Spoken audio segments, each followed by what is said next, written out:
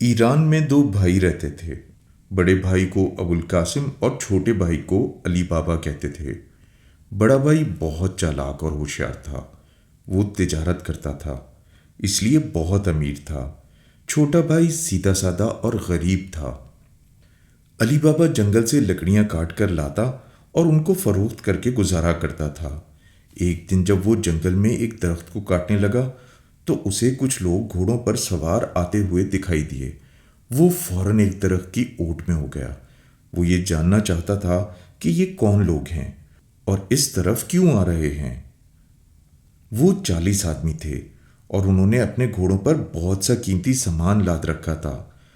علی بابا کے سامنے جو بڑا سا پہاڑ نظر آ رہا تھا، وہ 40 آدمی اس پہاڑ کے سامنے جا کر رک گئے۔ ان کا سردار آگے بڑھا اور اس نے پہاڑ کے منہ پر جو پتھر تھا اس کے سامنے جا کر کہا، کھل جا سم سم۔ سردار کے جملے کہتے ہی پتھر غار پر سے ہٹ گیا اور پہاڑ کے درمیان ایک دروازہ بن گیا۔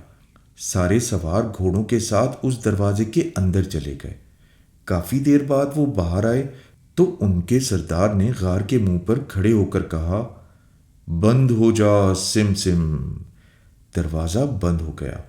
وہ سارے سوار جس طرف سے آئے تھے اسی راستے کی طرف چلے گئے۔ علی بابا ڈرتے ڈرتے درخت کی اوٹ سے نکلا۔ اس نے چاروں طرف دیکھا کہ اسے کوئی دیکھ تو نہیں رہا۔ پھر وہ پہاڑ کے آگے جا کر کھڑا ہوا اور اس نے کہا، کھل جا سم سم۔ دروازہ ایک آواز کے ساتھ کھل گیا۔ علی بابا غار کے اندر داخل ہوا تو دروازہ بند ہو گیا۔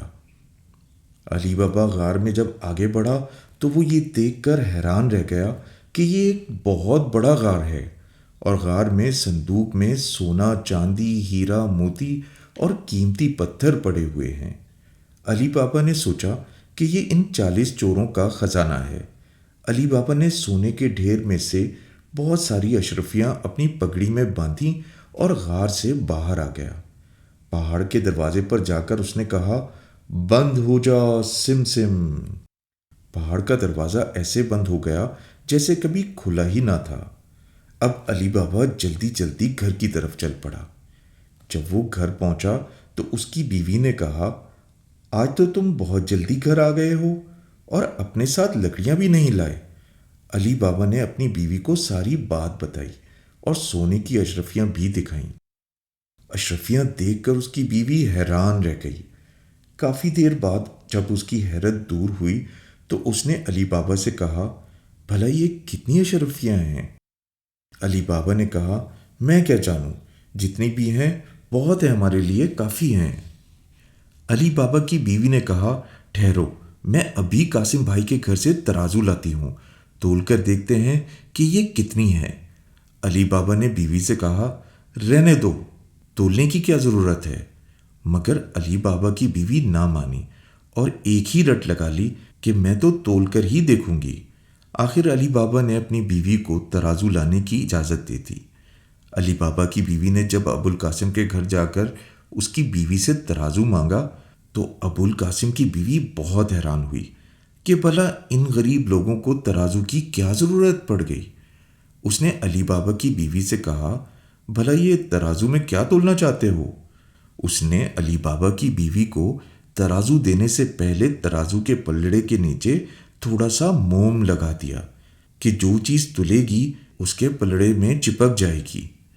اس کے بعد اس نے ترازو علی بابا کی بیوی کو دے دیا۔ علی بابا کی بیوی ترازو لے کر گھر آ گئی اور آتے ہی جلدی جلدی ساری اشرفیاں تولنے لگی۔ اشرفیاں تول کر اس نے ترازو واپس کر دیا۔ ابوالقاسم کی بیوی نے علی بابا کی بیوی سے کہا کہ اتنی جلدی ترازو کیوں لے آئیں؟ ضرورت تھی تو ایک دن رکھ لیتی۔ علی بابا کی بیوی نے کہا، نہیں آپا، کام ہو گیا ہے، تمہارا بہت شکریہ۔ یہ کہہ کر علی بابا کی بیوی تو واپس اپنے گھر چلی گئی۔ ابوالقاسم کی بیوی نے ترازو کا پلڑا پلٹ کر دیکھا تو اس میں ایک اشرفی چپکی ہوئی تھی۔ اشرفی دیکھ کر وہ حیران رہ گئی اور سوچنے لگی کہ یہ تو غریب لوگ ہیں، ان کے پاس اشرفی کہاں سے آئی؟ صرف اشرفی تولنے کے لیے ترازو لے گئی تھی۔ اتنی اشرفیاں کہاں سے آ گئیں جنہیں ترازو سے تولنا پڑا؟ وہ جتنا زیادہ سوچتی اتنی ہی الجھتی۔ شام کو جب ابوالقاسم گھر آیا تو اس کی بیوی نے اسے بتایا کہ آج علی بابا کی بیوی ترازو لینے آئی تھی۔ ابوالقاسم نے پوچھا، کیا ترازو؟ وہ کس لیے؟ بیوی نے اشرفی آگے کر دی، اس لیے۔ ابوالقاسم نے کہا، میں سمجھا نہیں۔ تو بیوی نے کہا، ان کے پاس اتنی اشرفیاں ہیں کہ وہ انہیں ترازو میں تولنے لگے ہیں۔ یہ سن کر ابوالقاسم بھی حیران ہو گیا۔ اب اس کو بھی پریشانی ہونے لگی کہ آخر علی بابا کے پاس اتنی ساری اشرفیاں کہاں سے آ گئیں۔ اسی وقت علی بابا کو اس کے گھر سے بلانے کے لیے اپنے ملازم کو بھیجا۔ جب علی بابا قاسم کے گھر آیا تو علی بابا سے کہا، تمہارے پاس بہت سی اشرفیاں کہاں سے آئیں؟ علی بابا نے کہا، کون سی اشرفیاں؟ کیسی اشرفیاں؟ ابوالقاسم نے کہا، علی بابا جھوٹ مت بولو، تمہارے گھر جو ترازو گیا تھا اس کے پلڑے میں اشرفی چپکی ہوئی تھی۔ علی بابا کو قاسم کی بیوی کی چالاکی سمجھ میں آ گئی، لیکن پھر اس بات کو چھپانا مشکل ہو گیا، اس لیے اس نے ابوالقاسم کو ساری بات بتا دی۔ ابوالقاسم نے تمام معلومات حاصل کر کے علی بابا کو گھر جانے کی اجازت دے دی۔ علی بابا گھر تو چلا گیا مگر ابوالقاسم کے لیے رات گزارنی بہت مشکل ہو گئی۔ وہ غار سے سونے کی اشرفیاں لانے کی ترکیبیں سوچنے لگا۔ صبح ہونے کے بعد ابوالقاسم جنگل کی طرف چل پڑا۔ اس نے اپنے ساتھ بڑے بڑے تھیلے لے لیے تاکہ ان میں بہت سا سونا، ہیرا، موتی وغیرہ بھر سکے۔ جب وہ پہاڑ کے سامنے پہنچا تو اس نے کہا، کھل جا سم سم۔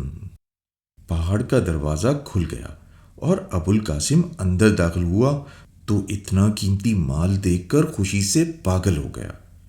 اس کی سمجھ میں نہیں آ رہا تھا کہ وہ کیا کیا چیز اپنے ساتھ لے جائے اور کیا چھوڑ جائے۔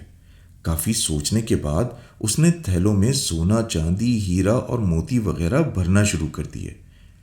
جب تمام تھیلے بھر گئے تو اس نے بڑی مشکل سے تھیلے اٹھائے اور غار کے منہ پر پہنچ گیا۔ غار کا منہ بند تھا۔ ابوالقاسم خوشی میں دروازہ کھولنے کے لیے صحیح الفاظ بھول گیا تھا۔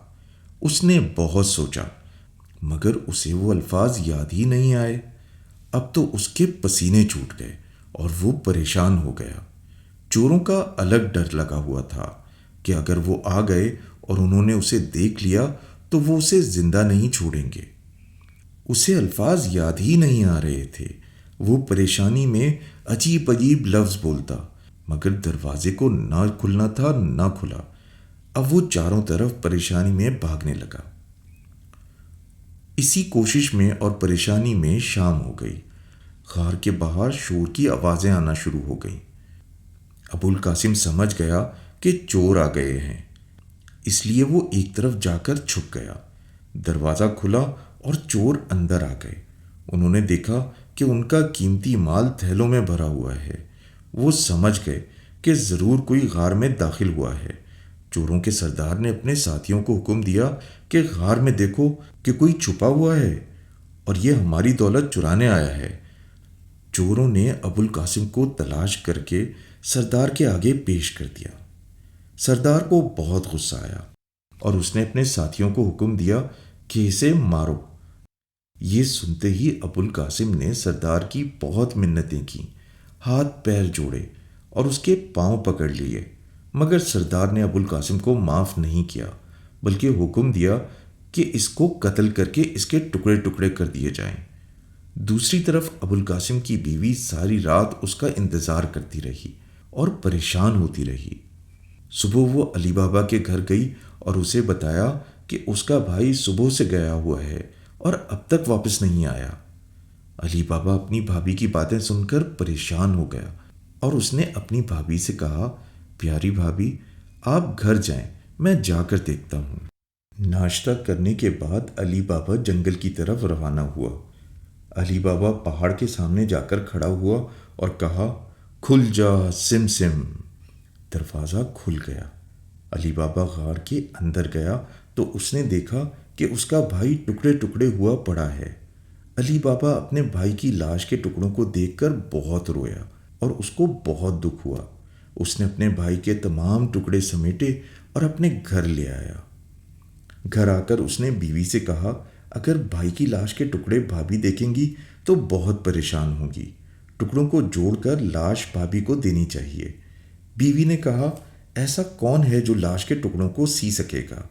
فوراً علی بابا نے اپنی ملازمہ مرجینہ کو بلایا۔ علی بابا نے اس سے پوچھا۔ مرجینہ نے کہا، مالک، یہاں پر ایک بوڑھا موچی رہتا ہے، وہ یہ کام بہت اچھی طرح کر لے گا۔ علی بابا نے مرجینہ سے کہا کہ تم جا کر اس موچی کو بلا کر لے آؤ تاکہ وہ میرے بھائی کی لاش کے ٹکڑوں کو جوڑ دے۔ مرجینہ موچی کو لینے گئی تو اسے خیال آیا کہ اگر موچی سے کسی نے ہمارے گھر کا پتہ پوچھا تو وہ تمام کام اور ہمارا گھر بتا دے گا۔